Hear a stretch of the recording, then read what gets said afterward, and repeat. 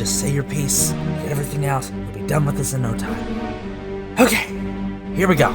So I just saw Star Wars Episode 9, The Rise of Skywalker. By far one of the most polarizing films of the entire year.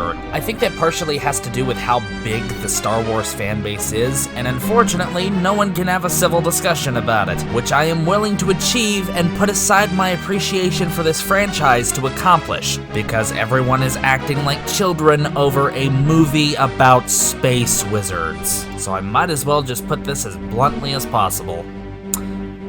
This movie sucked. It sucked hard.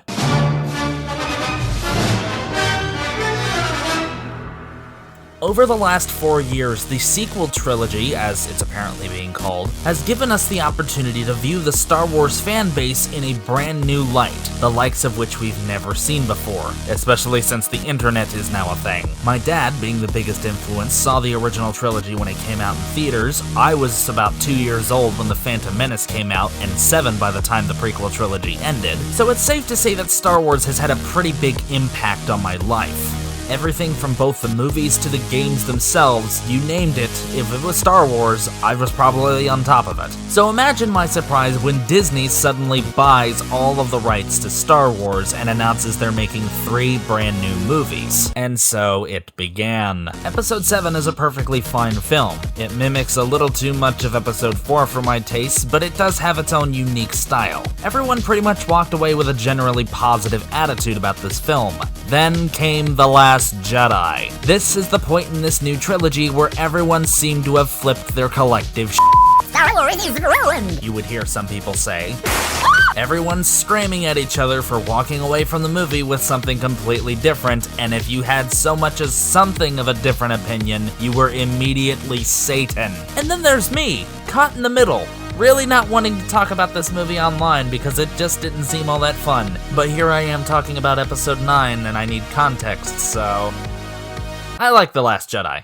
Mostly. I really don't like the Cantobite sequence. Hulda really should have explained what she was up to from the get-go. I really liked the addition of Rose, but I just didn't care for her storyline. And this is also the part in this trilogy where I really started to hate Poe Dameron. But despite all of that, I still really like The Last Jedi. It took a lot of strong risks, and I totally get that not a lot of people are on board with those risks. It could not have been easy for Rian Johnson to take over a movie that already lost 2 other directors and was on a time crunch. I get that he didn't exactly land on his feet with this movie, guys, but he made Knives Out. He knows what he's doing as a director. Cut him some slack. How pathetic do you have to be to try to lampoon an entire man's career because of a Star Wars movie? Adult younglings, the lot of you. And if I hear one more complaint from you, I'm gonna commit an Order 66. But then Solo, a Star Wars movie, suddenly failed at the box office. And I can only imagine that Disney must have panicked at this point because they were starting to think that the people who didn't like The Last Jedi were behind this movie's decline, when in reality, nobody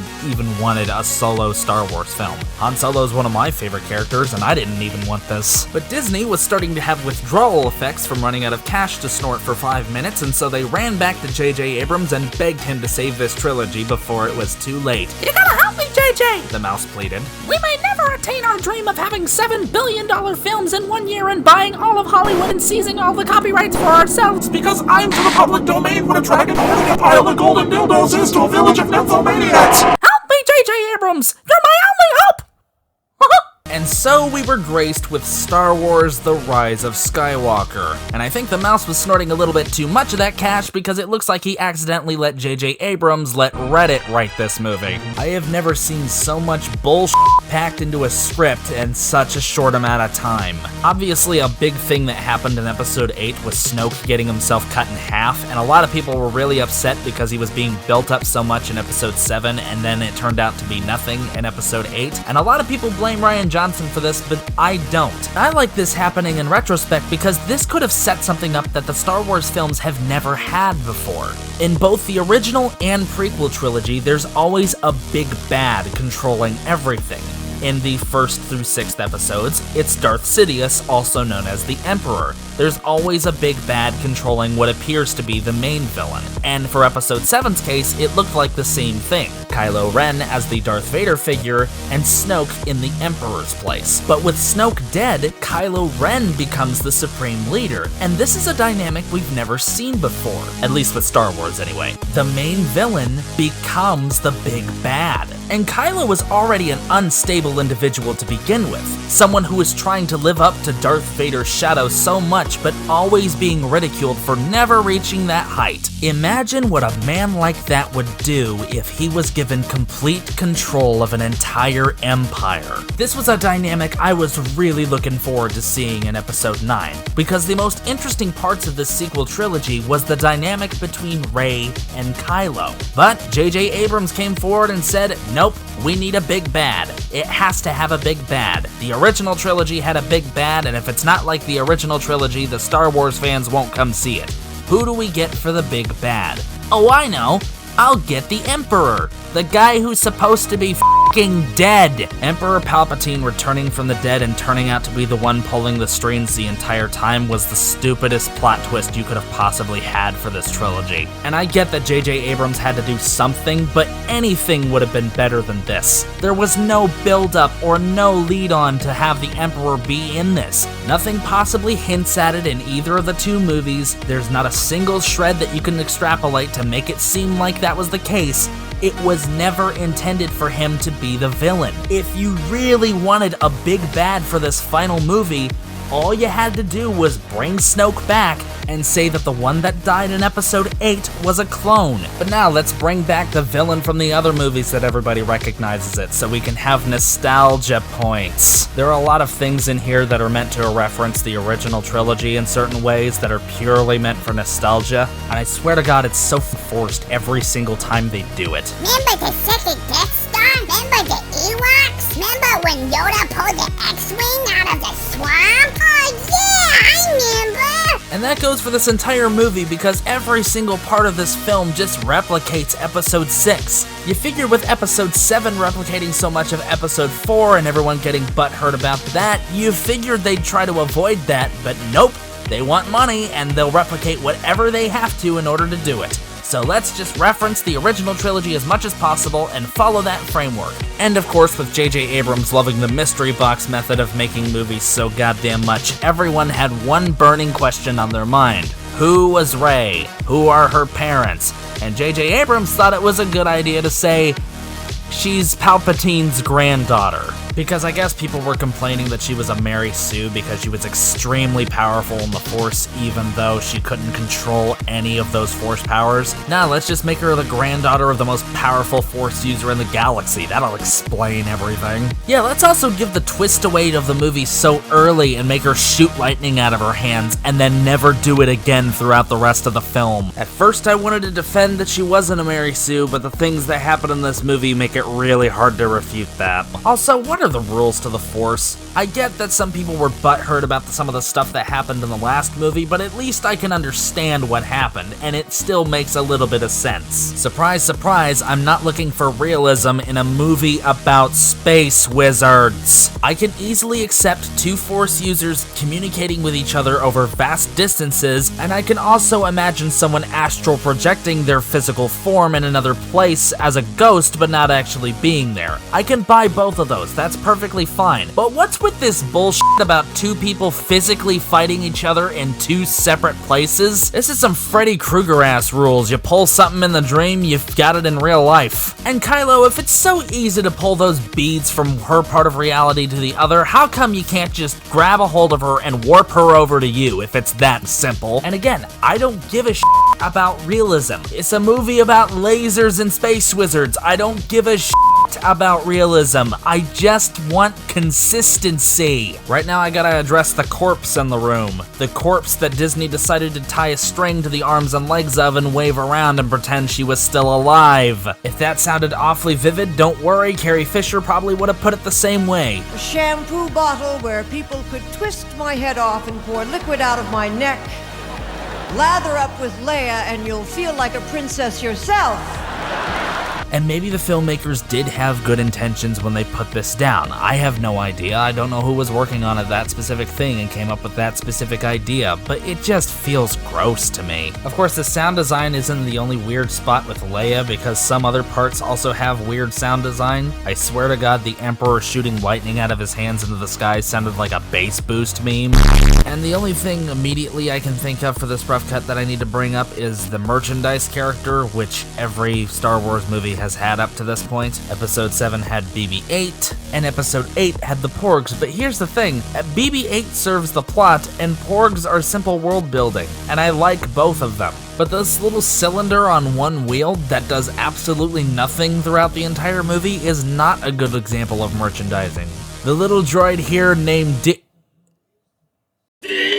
Dio's design is kind of trash. It's kind of a backstep in comparison to what BB-8's was. I like the idea of a head rolling around on a magnetic ball. That was actually unique. This is just a cylinder on top of a wheel. More importantly, I don't even know what he's supposed to do. What is his function? R2-D2 and BB-8 are both astromech droids, basically spaceship mechanics. C-3PO is a protocol droid. Like he says in his name, he's programmed for etiquette. Hell, even something as obscure as a gonk droid. I can tell you what a gonk droid is. It's basically a walking power generator on legs that makes a weird noise. What is Dio's function? What does he do? What is his place in Zawarudo? I tried looking everywhere. Interviews, I tried looking on the wiki. I can't figure out what he's supposed to do. Nobody says. He's just there. I think they plug into his head at one point and they look for some data or something, but I think all droids have the capability to do that to some extent, so I'm not counting this as a feature for Dio. I still don't know what his primary function is, so as long as I don't know what that is, I'm going to assume he was just here to sell toys. Or maybe this is a weak attempt at some kind of anime reference. Jojo Abrams? At least the Porgs were relegated to their homeworld. At least they were world building. They actually meant something. God. So yeah, all in all, I was kind of disappointed by this movie. Like, way more than I was expecting to be. And if you managed to enjoy this movie, then good for you. I'm glad you got your money's worth. And I wish I had the enthusiasm that you had. I'm not being facetious here, I'm being completely genuine. But to those in the same ballpark that I am that were really let down by this, it's kind of hard to believe that things are ending like this. Why would J.J. Abrams let things end this lazily? Well, I'm not too surprised about it because we've been here before. If there's one thing I can commend about J.J. Abrams, it's that he's really good at sequel baiting. All those mysteries he had cooked up with Episode 7 had us guessing and ready to find the answers when the next movie came up. But as it turns out, even with his control over Episode 9, a lot of those mysteries ended up going nowhere. And even if they do go somewhere, it's pretty underwhelming. Like, was anyone really surprised when they found out General Hux was the spy? Well, this isn't a new thing for JJ either, cause he's done this multiple times. Y'all remember Lost? He was one of the creators and producers of the entire show, and every single mystery it was building up was completely made null and void by its ending. Needless to say, it pissed a lot of people off when it happened. But we're talking nostalgic sci-fi property that he decided to produce and direct into a 3-movie franchise. Oh wait, he did that with Star Trek. Remember how coy he was about who the villain was for Star Trek Into Darkness? But one of the most egregious things he's ever done is with the Cloverfield series. I actually do like the original Cloverfield. I think it's a unique concept, even if it does have TJ Miller screaming for the majority of it. But he's not on camera, so that's at least something. And then 10 Cloverfield Lane and the Cloverfield Paradox came out.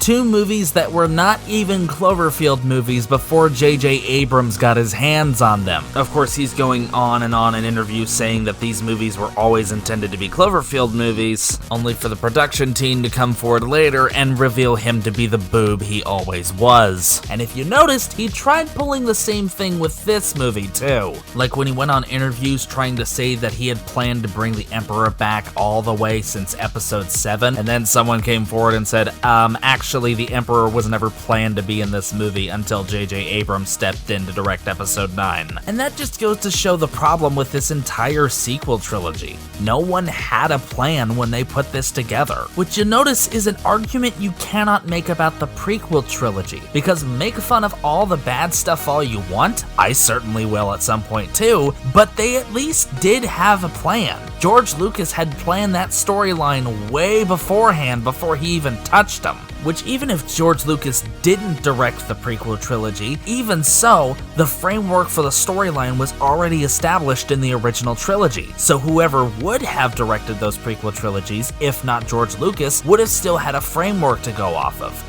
The sequel trilogies don't have that luxury, and the fact that none of these directors in between movies are telling each other their plans and Disney's keeping everyone on a tight schedule is really hammering that in. I think Disney's really banking off the, we'll let the extended universe take care of the loose ends thing, but the thing is, George Lucas never resorted to that when he made the original movies. He tied up loose ends and let the extended universe take care of the lore bits. And with this new sequel trilogy out and everybody yelling about every single bit of it, it's just become less and less fun to talk about Star Wars. That's why I didn't even make an attempt to talk about The Last Jedi when it came out. I'll always have the original trilogy and even the prequel trilogy to come back on, but there's no reason for me to come back to the sequel trilogy. All of this new oversaturation for Star Wars has just sucked all the enjoyment out of it for me. And that's what I hate so much about this new movie. It's not fun anymore. The twists didn't twist me all that much, the action scenes were boring, I could barely see anything. It wasn't fun. Star Wars is supposed to be fun, damn it. What happened to the days where you could just put in a Star Wars movie and everybody could have fun with it? Is this what adult life is? Where I have to look at this new series of movies and see it for what it is? An unplanned attempt at a cash grab, solely meant to suck off the nostalgia of people who remember a franchise that used to be the top of the world? Because if that isn't a symbolic representation of growing up, I don't know what is. God, leave it to a year like 2019 to leave me disappointed. Yeah, this movie gets a 3 out of 10. I know I sound really defeated right now, I'm just coming to terms with what things have become. But at least I'll have the older movies, and even the prequel movies. I can always go back to those, it's not like they're gone. And besides, it's the end of the year. There couldn't possibly be any other movie that could have been just as bad as this. Oh shit.